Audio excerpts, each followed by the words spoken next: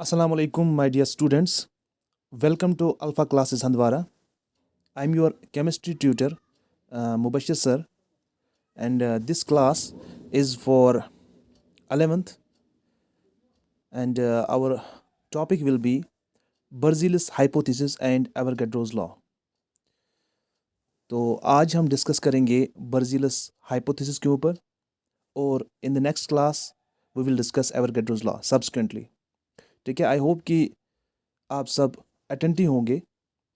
As you know, कि in the previous lecture we have discussed Dalton's atomic theory, we have discussed its limitations, and then we discussed in the last lecture, which was on the online mode, we discussed modern atomic theory.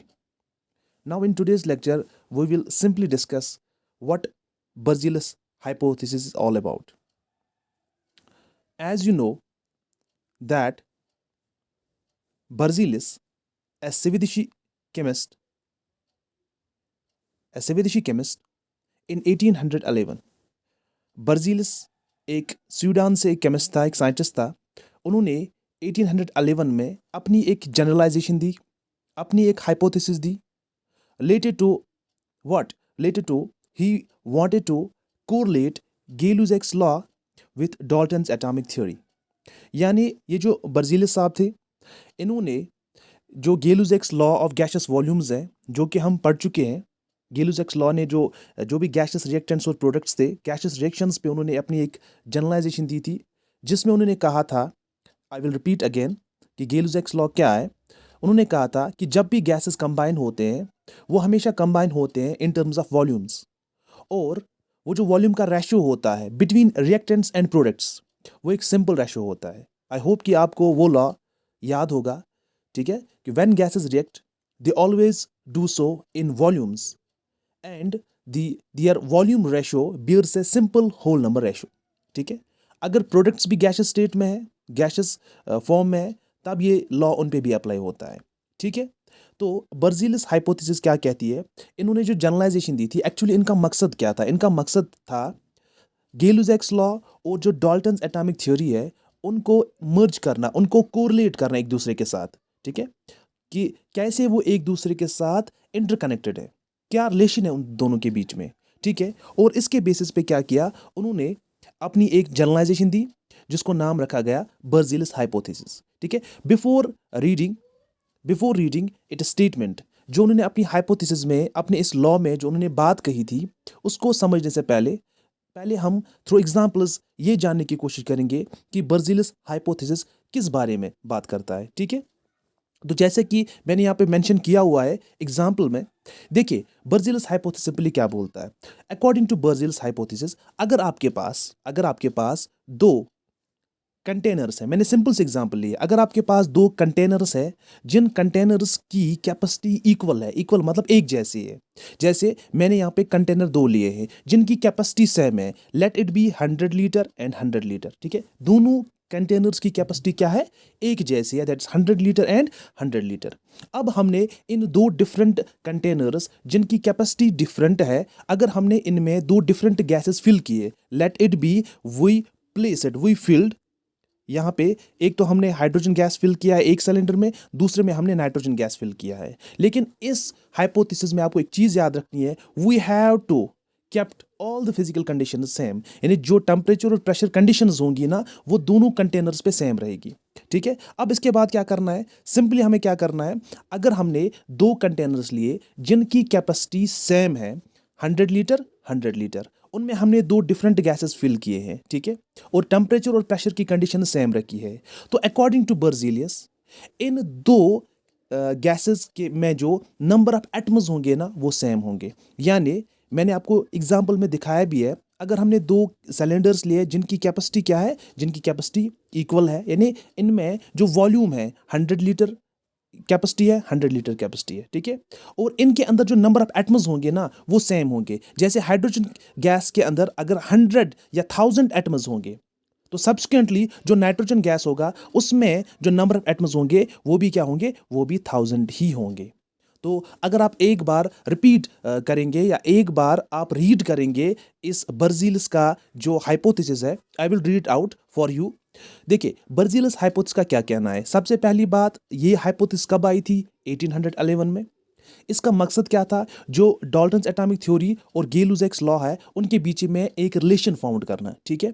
इसके बाद जो statement इसका है, equal volumes, I will repeat it, equal volumes of all gases under similar conditions of temperature and pressure contain equal number of atoms. यानी अगर आप दो या दो से ज्यादा गैसेस ले रहे हो और अगर आप उन गैसेस का वॉल्यूम सेम ले रहे हो, जैसे यहां पे हमने दो गैसेस लिए हैं जिनका वॉल्यूम हमने क्या लिया है? सेम लिया है, तो टेम्परेचर और प्रेशर को सेम रखते हुए उनमें जो नंबर ऑफ एटम्स होंगे वो सेम होंगे। यानी हाइड्रोजन गैस ले लो, नाइट्रोजन गैस ले लो, कार्बन डाइऑक्साइड गैस ले लो, मीथेन गैस ले लो, अमोनिया गैस ले लो, तो अगर आप डिफरेंट गैसेस ले रहे हो लेकिन उनका वॉल्यूम अगर सेम होगा, सेम कंडीशन ऑफ टेम्परेचर और प्रेशर पे, तो उनमें जो नंबर ऑफ एटम्स होंगे वो क्या हो जाएंगे? वो एक ही जैसे होंगे, वो इक्वल होंगे। तो मैथमेटिकली अगर हम इस हाइपोथेसिस को रिप्रेजेंट करने की कोशिश करेंगे तो कंक्लूजन में क्या निकलता है? अगर आपके गैसेस का वॉल्यूम इक्वल है, गैसेस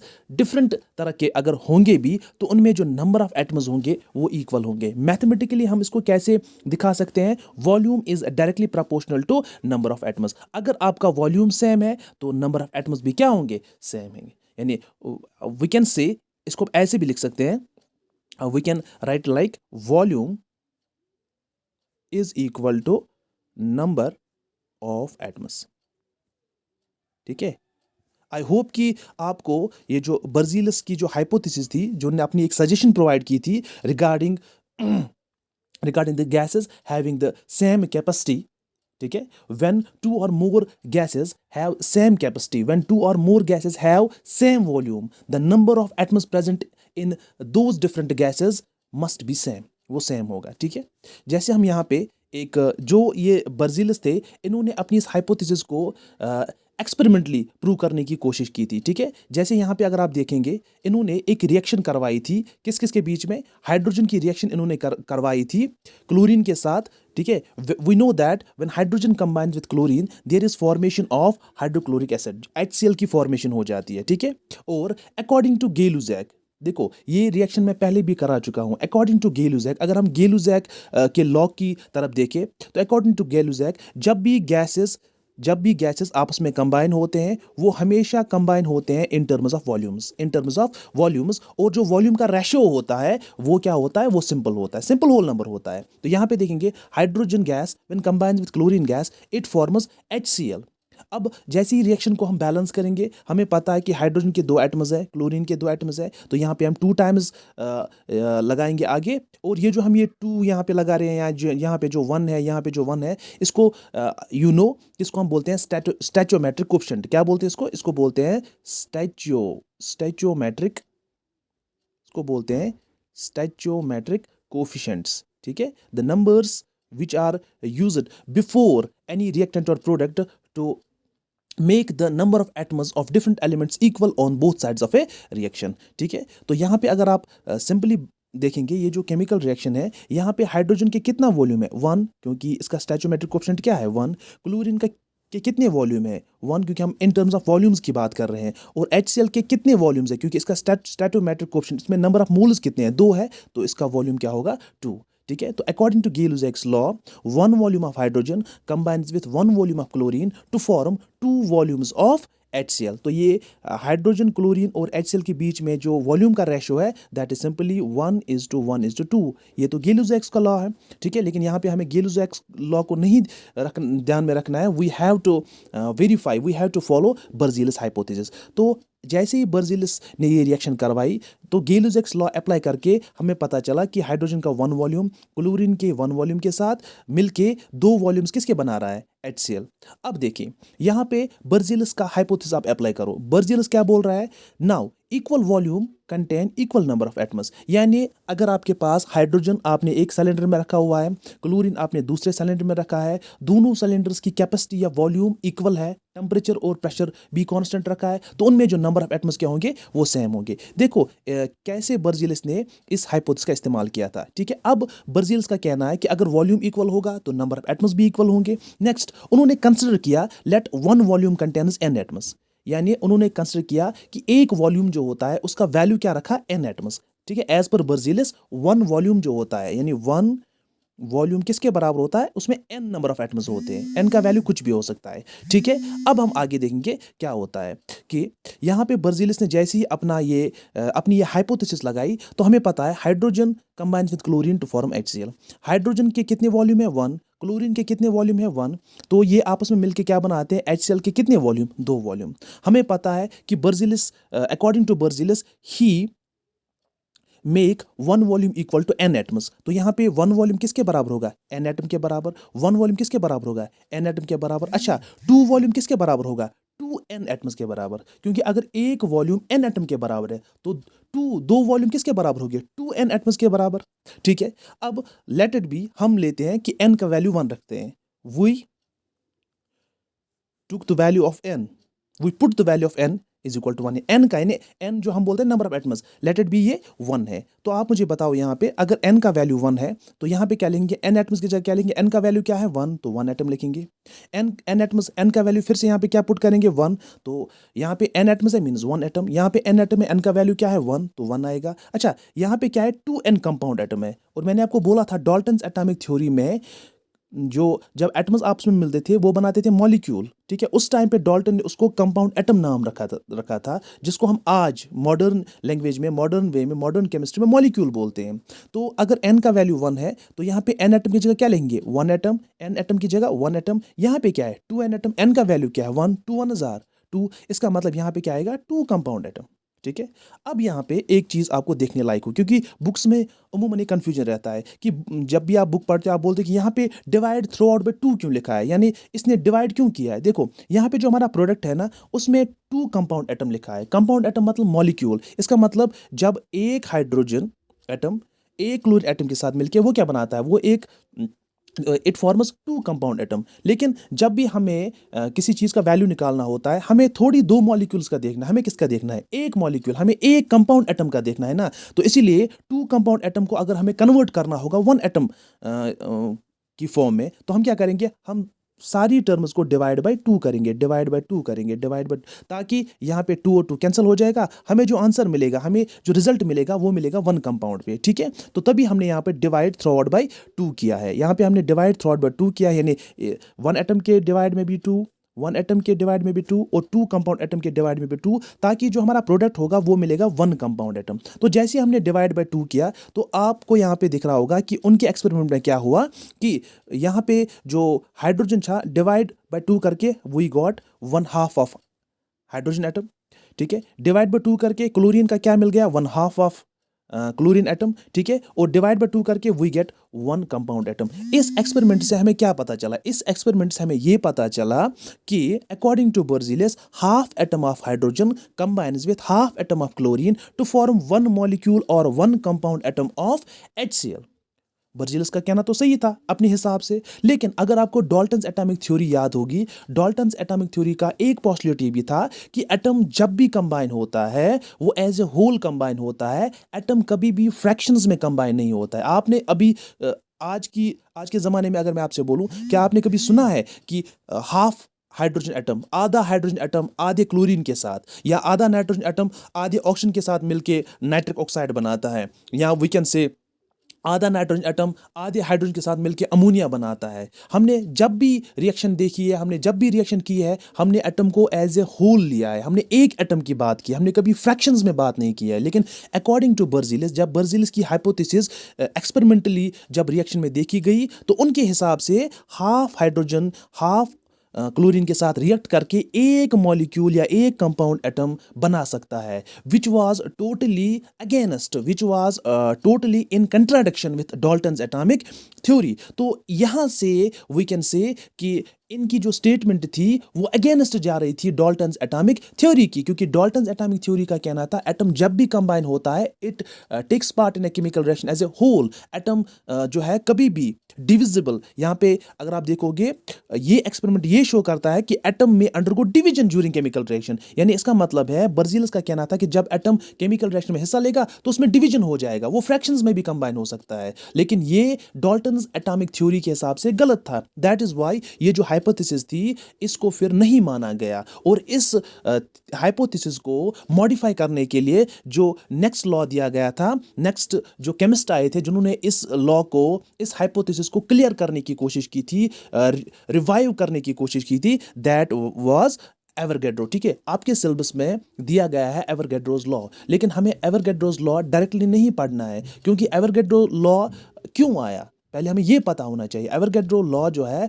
वो आया to compensate, to make some corrections, जो मिस्टेक्स बर्जीलस हाइपोथेसिस में थी उनको क्लियर करने के लिए फिर एवरगेड्रो लॉ आया था। आई होप कि आपको यहाँ तक समझ आया होगा कि अभी तक हमने क्या पढ़ा। हमने सिंपली बर्जीलस हाइपोथेसिस पढ़ी जो 1811 में एक स्वीडिशी केमिस्ट ने दी थी, जिनका ये मकसद था कि he wanted to found a correlation between Gay-Lussac's law और डाल्टन्स एटॉमिक थ्योरी। उन्होंने क्या कहा, उन्होंने कहा कि अगर आपके पास डिफरेंट गैसेस है लेकिन उन डिफरेंट गैसेस का वॉल्यूम इक्वल है, एक जैसा है, टेम्परेचर और प्रेशर की कंडीशंस को कांस्टेंट रखते हुए उनमें जो नंबर ऑफ एटम्स होंगे वो भी इक्वल होंगे। ठीक है, जैसे यहाँ पे एग्जांपल, सिंपल एग्जांपल मैंने दी है कि अगर हमारे पास दो कंटेनर्स हैं जिनका साइज अगर डिफरेंट होगा लेकिन इनकी कैपेसिटी, इनके वॉल्यूम अगर 100 लीटर लेते हैं, टेम्परेचर और प्रेशर को कांस्टेंट रखते हुए, तो उनमें जो नंबर ऑफ एटम्स होंगे वो भी सेम होंगे। तो वॉल्यूम जो होगा, equal volume will be equal to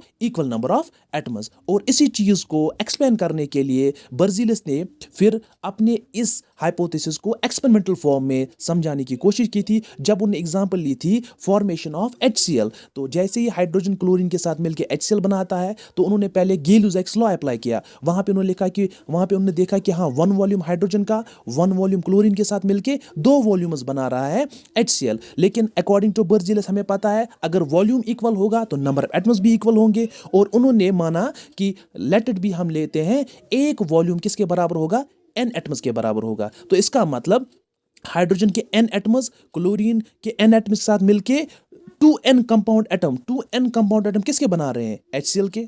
ठीक है, अब हम बोलते हैं ना कि कंपेयर करने के लिए हमने n का वैल्यू 1 लिया, तो n एटम्स यानी 1 एटम हाइड्रोजन 1 एटम क्लोरीन के साथ, क्योंकि n का वैल्यू जब 1 ले रहे हैं तो यहाँ पे क्या आएगा, 2 कंपाउंड एटम किसके बन रहे हैं, HCl के।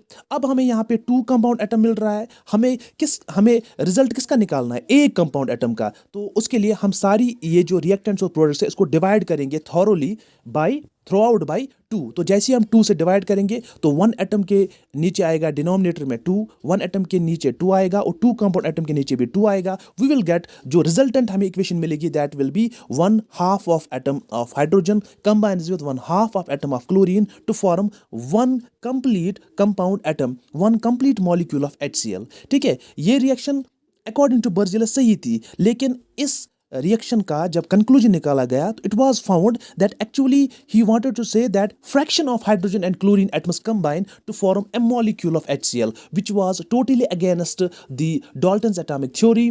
और डाल्टन्स एटॉमिक थ्योरी का कहना यह था कि atom during chemical reaction cannot take part in fractions. When atom take part, it takes part as a whole। तो इसी चीज को फर्दर फिर समझाने के लिए कि एटम जो होता है वो फ्रैक्शंस में कंबाइन नहीं होता है, या इन्होंने जो एक स्टेटमेंट दिया था कि equal volumes of all gases under similar conditions of temperature and pressure contain equal number of atoms, उस चीज को मॉडिफाई करने के लिए फिर आए थे एवरगेड्रो। और इंशाल्लाह नेक्स्ट लेक्चर में हम पढ़ेंगे एवरगेड्रोज लॉ, किस तरह से उन्होंने ओवरकम किया बर्जीलस हाइपोथेसिस को और उन्होंने उनका स्टेटमेंट किस तरह से मॉडिफाई किया। आई होप कि आज का लेक्चर आपको इंफॉर्मेटिव लगा होगा, और मुझे भी ये उम्मीद है कि मैंने जस्टिस किया होगा अपने लेक्चर के साथ। इंशाल्लाह मिलते हैं आपसे नेक्स्ट लेक्चर में। टिल देन खुदा हाफिज़। और ये जो टॉपिक है इसके जो नोट्स हैं, प्रॉपर नोट्स हैं, वो आपको ग्रुप में मिल जाएंगे। तो तब तक के लिए खुदा हाफिज़।